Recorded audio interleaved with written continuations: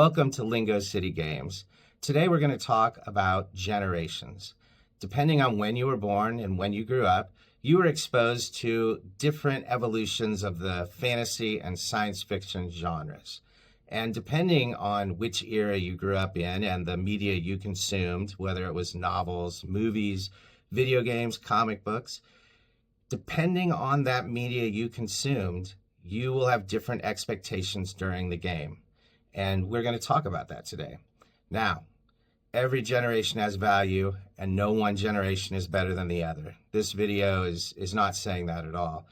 Every generation brings different values and different expectations to the game, and by talking about those expectations and kind of agreeing to the sort of game we're going to play and the rule set that we're going to use, everyone will have much more fun and be entertained. This is also not going to be a discussion of edition wars. First edition versus third edition versus fifth edition. It's not going to be this rule set versus that rule set, sci-fi versus fantasy versus horror.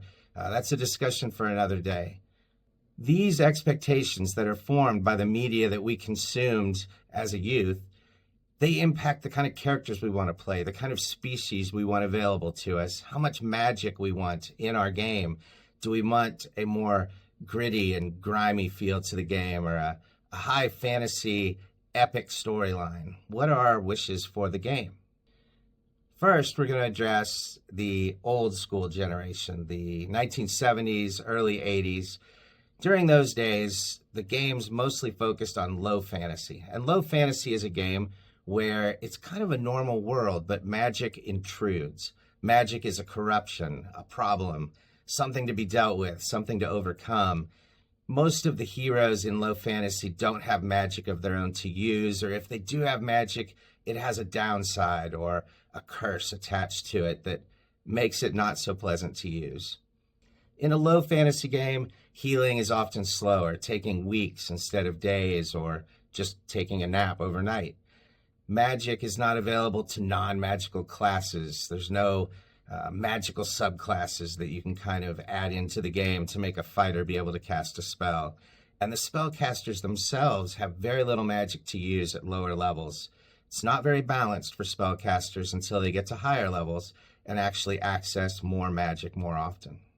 Those of us that played games back in the 70s and early 80s all read books like The Lord of the Rings or Michael Moorcock's books, the Gore series, Fritz Lieber's Fafhrd the Grey Master, or the Conan series. And these books were all of a low fantasy feel.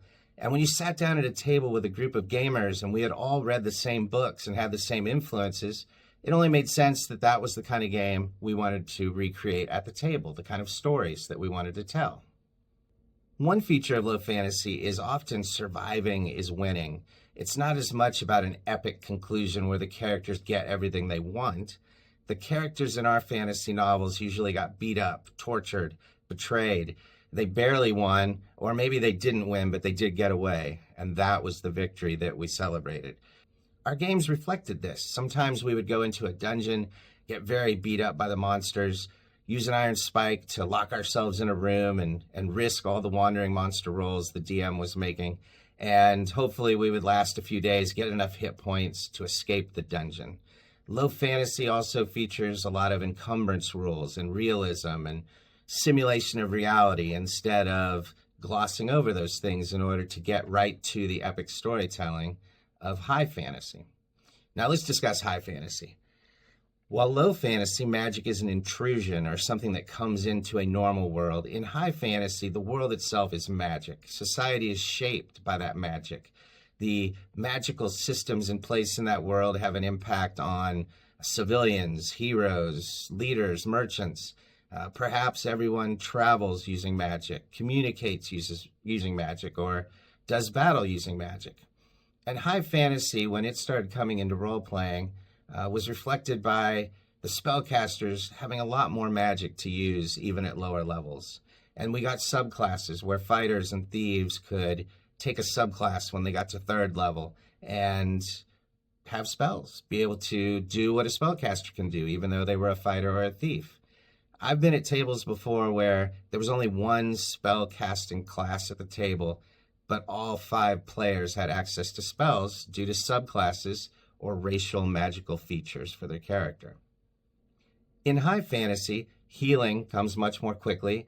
5th edition kind of famously has a sleep overnight and all your hit points come back rule.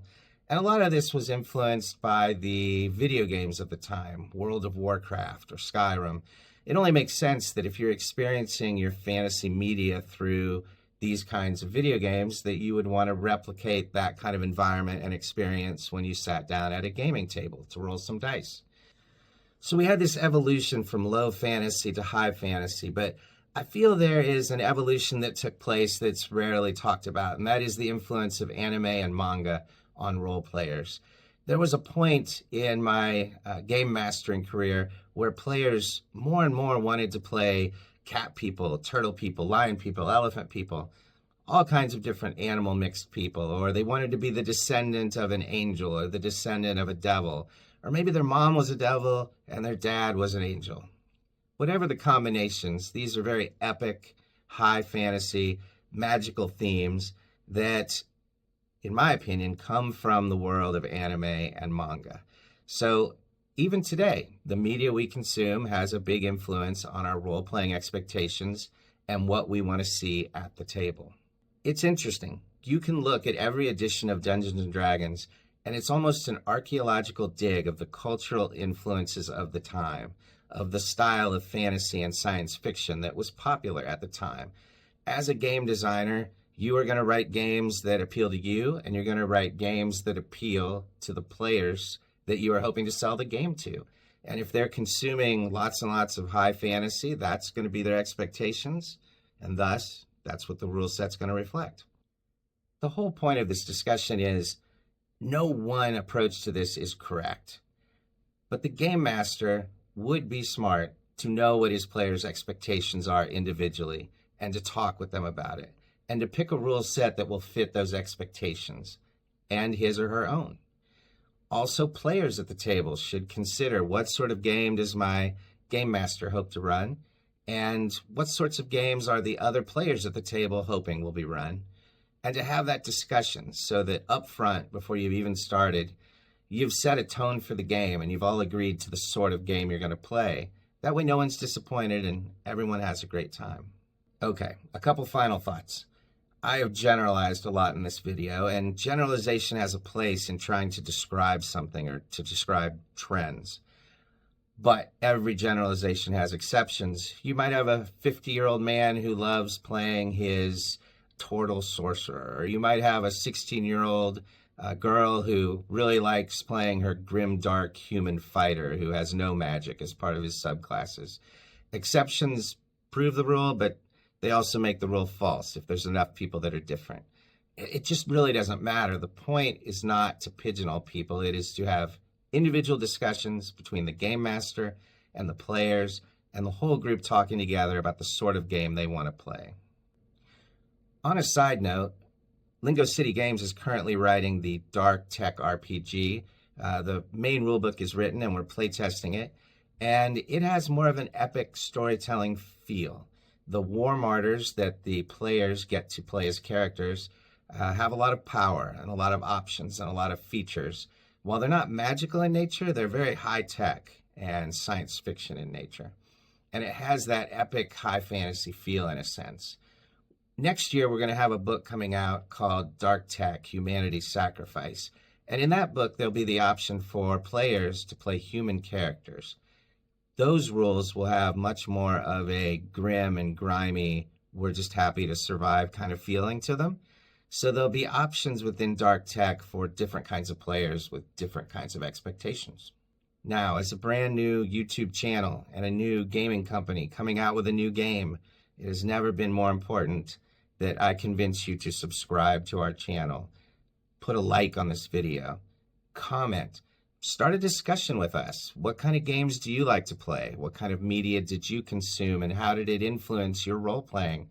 Share that with us. We read every comment and we'll comment back to everything we have something to add to. Thank you. And we'll see you next time.